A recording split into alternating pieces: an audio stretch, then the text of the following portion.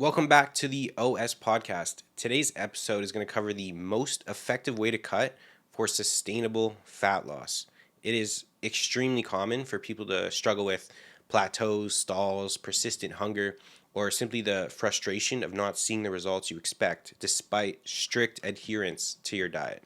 Maybe you've experienced the challenge of maintaining muscle mass while trying to cut, or you found it extremely difficult to manage your energy levels effectively during a prolonged diet. Your hunger gets crazy high, cravings through the roof. So, in today's episode, I'm going to break down the best approach to structuring your diet so you can completely avoid all these fairly common problems people face when trying to get lean or reach single digit body fat. So, first, we're going to cover diet periodization, so how to structure your fat loss phase.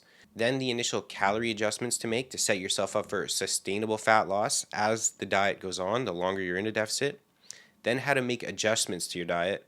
When we look at incorporating diet breaks and refeeds, we'll touch on the expenditure side of the equation. So selecting the right type and amount of cardio that aids your fat loss, but also supports muscle retention or potentially even muscle gain.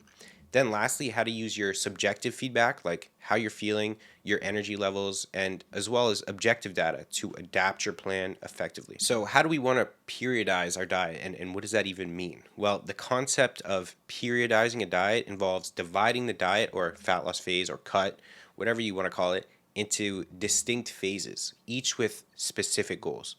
Now, this approach is a little more nuanced than just a basic here 500 calorie deficit, go crack on, and incorporates a little variability in nutritional intake, which is important because when we periodize our diet, we increase our chances of one, preserving muscle, two, helping manage metabolic adaptations, and three, managing the psychological strain of dieting, which is equally important. So, for example, periodizing your diet could look like creating a significant calorie deficit at the start of your diet, going more aggressive, looking for a higher rate of loss each week when we're more fresh, we're carrying more body fat, we haven't accumulated any diet fatigue yet, so we can capitalize on that and take a chunk of fat off quickly at the beginning of a diet. Then we can transition to a less aggressive, more moderate rate of loss. And then, of course, the whole time, the body's response dictates the adjustments, which we'll get to. We can also add in refeeds and diet breaks, which we'll get to, not only to keep metabolism a little higher, but they also provide a much needed psychological break from continuous dieting. The last part to periodization during a diet revolves around aligning the diet with your training and lifestyle demands. For instance, if you know you have weeks in the coming months where you're going to go, let's say, on vacation, or it's going to be more of a stressful period, you could complement those scenarios with your plan. So if you know you're going on vacation, that might be a good time to structure a diet break. If it's a stressful week, let's say you're in school, you have exams, or you're working full time, and you know this is going to be a super stressful time of year for your job, looking to deload or pull down training volume or expenditure, or both, and incorporate a diet break would be a great idea for that period of time. So that's how we look to periodize our diet and some benefits we get from doing that. Okay, so now starting your diet. Setting the initial calorie deficit. We simply want to first know where your baseline is or your maintenance calories, and then very simply reduce our calorie intake typically by lowering the amount of carbohydrates and fats in our diet. So like I mentioned, we can structure our diet to lose more fat on the front end when we're more fresh. So this can look like a 20 to potentially 25% calorie reduction from your maintenance calories, which is aggressive enough to see great progress, but not so drastic to trigger severe metabolic downregulation or loss of muscle mass. Protein intake is also huge during this phase, and the whole diet, not only for muscle repair and growth, but also for preserving muscle mass during a calorie deficit. Protein also has a high thermic effect, meaning it requires more energy for digestion, which can also help increase our overall calorie expenditure. So some numbers I look to set your macros at.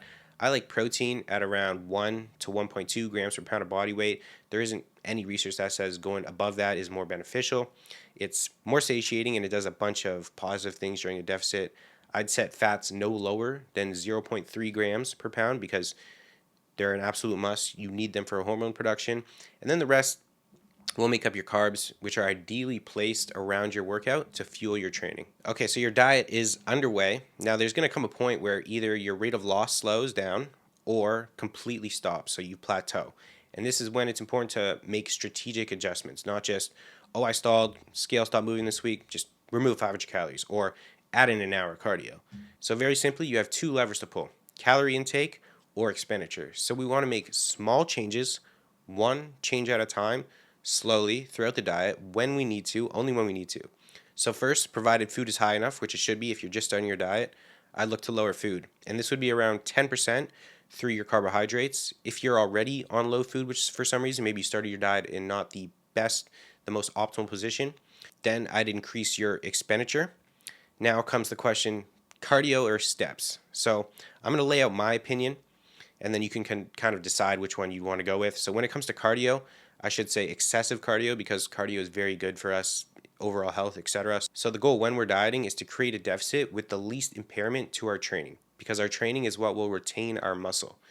With excessive cardio, we see increased systemic fatigue, our total fatigue load, as well as locally. So if you're doing hours on the Stairmaster, there will be local fatigue to your legs, which might reduce your leg training performance, and then that lends itself to your legs dwindling away. Not so fun. So in combination, you're not going to be able to provide as great of a hypertrophy stimulus to your muscles. Your training performance can come down, and that can lead to you losing muscle during your diet. So this is why my go-to and why I prefer steps. This is why my go-to in a diet with my client setups personally is why I prefer steps. Very easy. You're just walking. It's a great way to increase your deficit. So I'd start your diet at around 8 to 9,000 steps, and then when you need to, you can increase your deficit. Redo. And then when you need to increase your deficit, I'd increase that in 2,000 increments until you'd get up to 15,000 steps a day. If you need to go that high, that's where I'd cap it. Or if you can't get that many steps in because of how your day is set up, then I'd look to cardio, which I'd start at 20 minutes, 3 times per week. I'd do LISS, low intensity, steady state cardio. So we're talking incline treadmill, spin bike, maybe recumbent bike as your options. And I do the either as far away from you can from your training or after your training. Whatever fits your schedule, just not before, because we don't want that cardio to take a knock on our training performance. Now, there's a third step we can take, but this one is far more relevant as fatigue, specifically diet fatigue, starts to accumulate and your metabolism starts to downregulate. So this would be the longer you diet, the higher the likelihood those two things come into play. And these are diet breaks, refeeds, or de-output days. So if you don't have a specific time frame and a specific date you need to be in shape by, you're not doing a bodybuilding show, you don't have a holiday you want to be in shape by, then a week diet break where you bring calories back up to maintenance will not only provide you with a mental reset, we talked about that psychological component before, but also help to counteract the adaptive thermogenesis that occurs during prolonged caloric restriction. Now, if you're someone on more of a, let's say, a tight time frame, say you have something you want to be in shape for in X weeks time, then I'd look to add in a 2-day refeed, again, bringing calories up to maintenance, potentially bringing steps and expenditure down, wash off fatigue, which is usually the culprit for stalls, potentially help with thyroid conversion from T4 to your active thyroid hormone T3, which will naturally downregulate as your diet, which can all be very beneficial. So even though we can use diet breaks as a way to progress through a stall, I sometimes like to implement periodic refeeds, let's say every 2 to 3 weeks, or diet breaks every 8 to 12 weeks, so we can kind of preemptively counteract the negative effects we get from prolonged calorie restriction. In other words, just being in a cut for a while. The last part to making sure you run a successful diet and achieve the result you're after is making sure you track both subjective, which often goes missed, and objective feedback. So subjective being things like your hunger, your energy levels, your mood, your fatigue, and then of course the objective data like body weight, progress pics, and then most importantly tracking your training, because all of these will play a role when it comes time to make adjustments. For example, let's say you've stalled. Your training performance in the gym is trending down. You feel physically fatigued and mentally fatigued. This would not be a good time to lower your food or increase your expenditure, because you're just going to run yourself into the ground. But instead, this is a situation where you utilize a diet break or a de-output day or a refeed, whatever your timeline allows. But the same can go the other way. If you scale stalls this week, and you feel good, your numbers in the gym are holding or potentially slightly improving, taking a diet break in this situation would be the wrong move.